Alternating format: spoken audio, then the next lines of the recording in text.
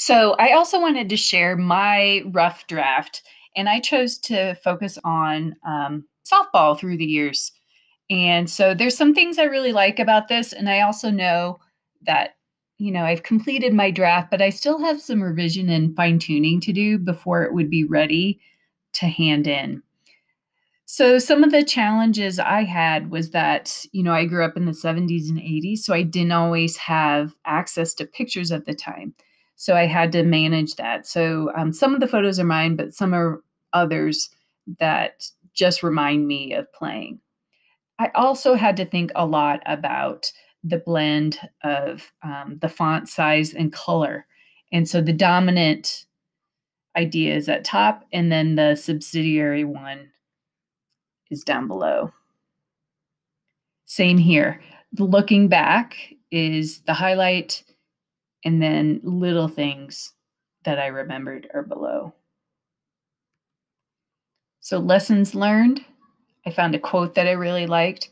And then on the right, some things, since I played for such a long time, that diligence, desire, dedication. I love the repetition of the D's there. And I didn't feel like this slide needed a picture because I wanted the words and the ideas to pop out and be more important. I actually was lucky enough to play my 8th grade year. So I made the high school varsity team when I was an 8th grader.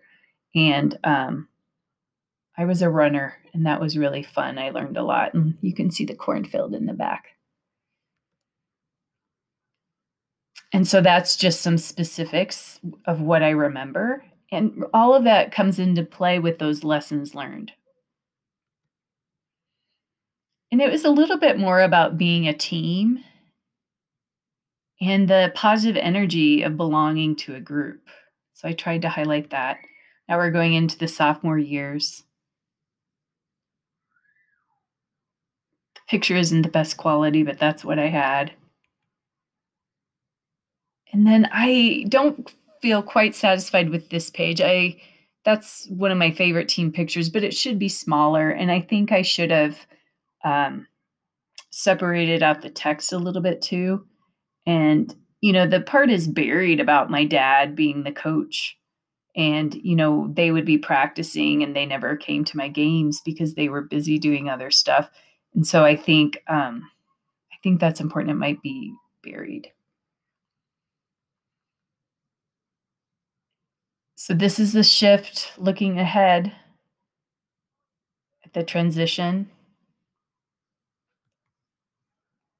And then by this time, I was losing my interest. And the other thing I realized is that I didn't want to play college ball. I wanted to do other things.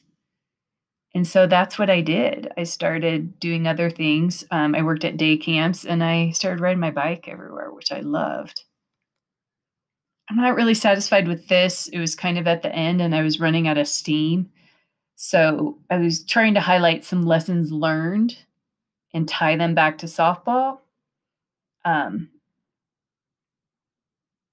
I'm not quite satisfied. That page isn't there yet. And then I go back to a similar format from earlier.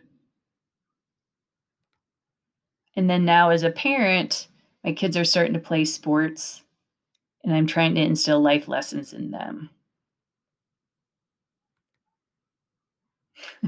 Kind of goofy picture, but that's all I could do.